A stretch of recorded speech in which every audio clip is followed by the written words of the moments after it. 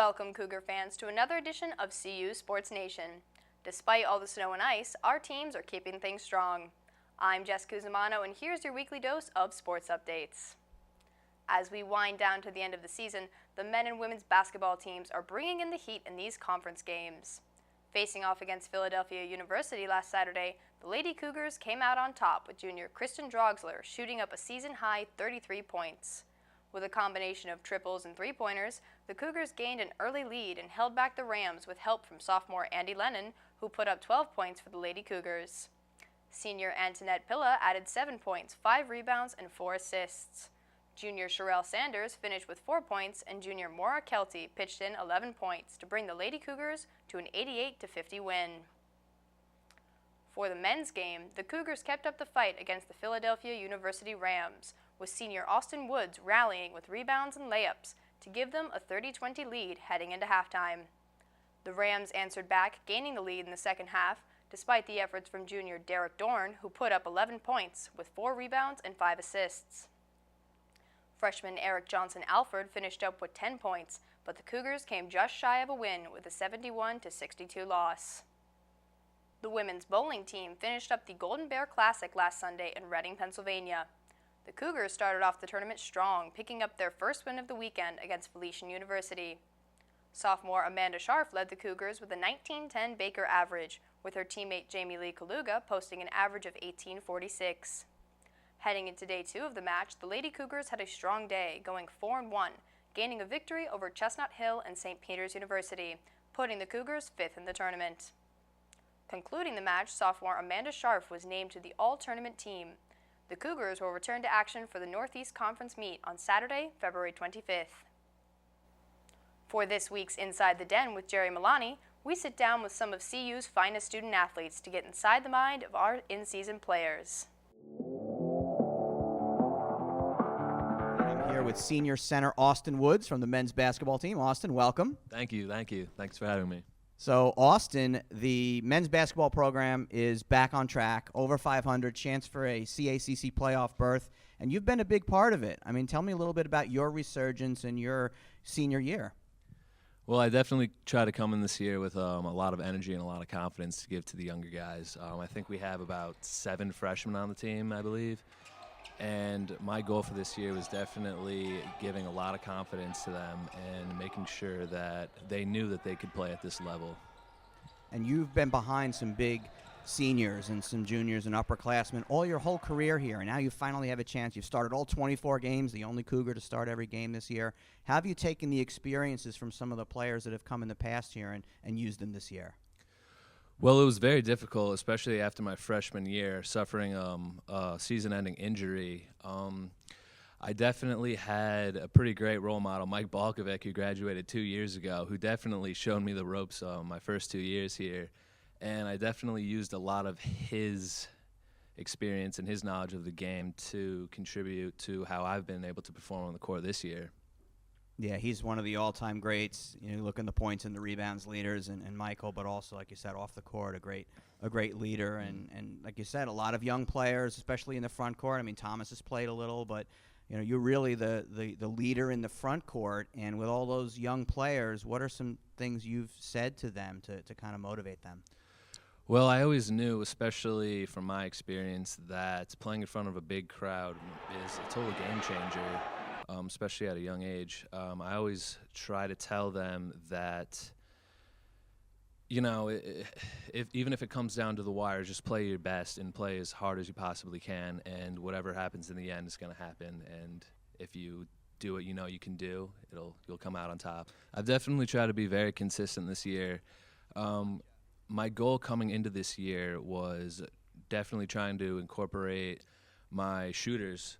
Trying to get the three-point shot down, especially in the beginning of the year. We were hitting some big shots, and we were winning consistently. And then a lot of teams started to, get out to the shooters because they realized our game. So, they've been starting to get out to the shooters, and then I definitely had to step up my game, especially on the inside post, and taking like that 15-foot jumper.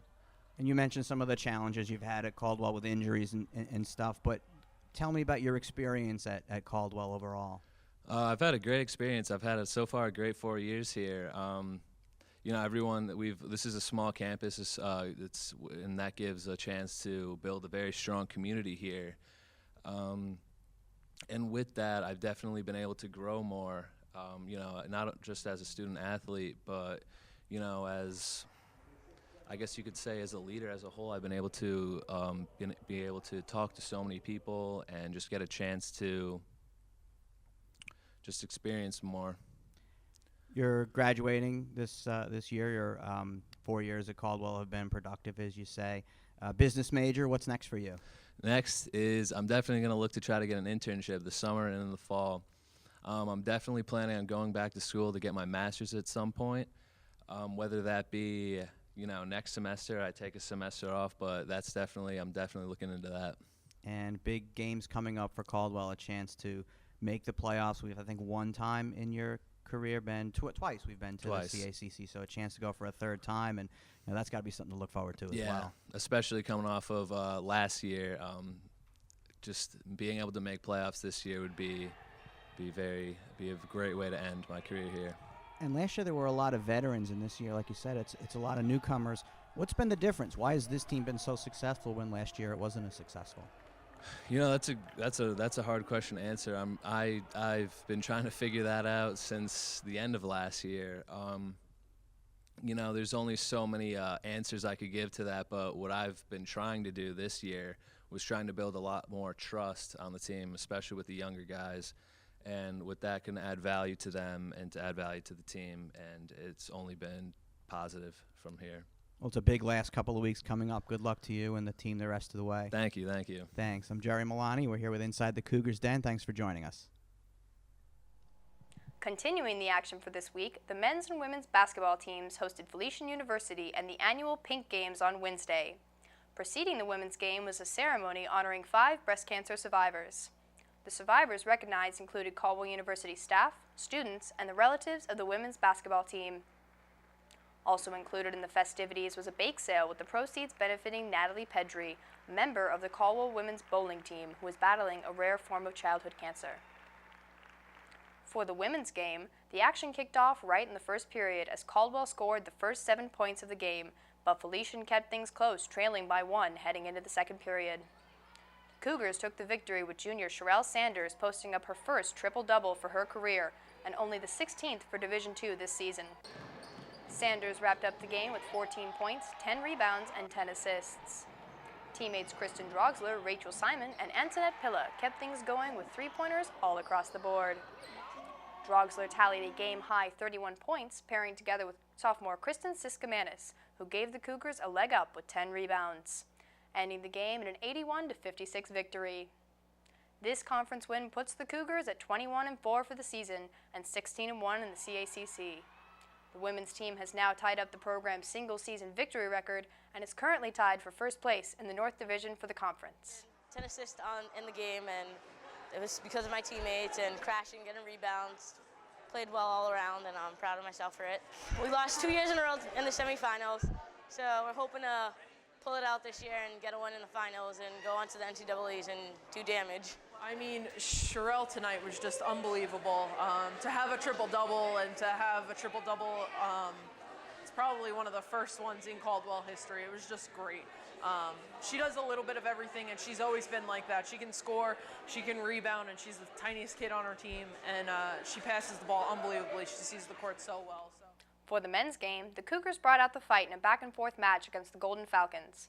Getting things off to a quick start, the Cougars led 8-1 in the first 2 minutes of play. Freshman Eric Johnson-Alford scored 5 points, followed by sophomore Ahmad Harrison, who drained a triple to gain the early advantage. Felician closed the gap with the score at 28-22 heading into the bottom of the first half. Senior Austin Woods kept things strong with a pair of layups, keeping the lead for the first half. Cougars were relentless in the second half of the game, with Harrison draining threes and Johnson-Alford dominating with a fast break dunk. Freshman Vaughn Cummington added on another triple to extend Caldwell's lead to the final 78-65 victory. Harrison finished off the game with a career-high 20 points along with 3 boards. Woods tallied 11 points and Johnson-Alford posted up 12 points and 8 rebounds. With this victory, the Cougars improved to 14-10 overall and 9-8 in the CACC. Both the men and women's teams will hit the road on Saturday the 18th for a key CACC clash against the Bloomfield Bears. During halftime for the men's game, several fall student athletes were recognized for academic achievement as part of the fall all-academic team. During the event, we spoke with members of the women's volleyball team to ask about their successes as student athletes here at Caldwell. Well, I feel like the volleyball team works really well together. We do our homework together sometimes, and we have little study groups, and when we're in season, we take our homework on the buses sometimes and try to use our time well. And then, of course, the last minute cramming before a test comes in handy too.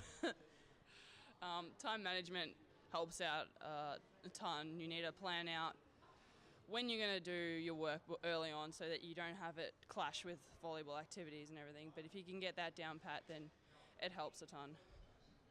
I think it helps that our practices are relatively late at night so that we can have time during the day after classes to finish all of our work. That's all the updates for this week. Be sure to come out and watch your student athletes tear things up in the upcoming contests. I'm Jess Cusimano. See you at the game, Cougar fans.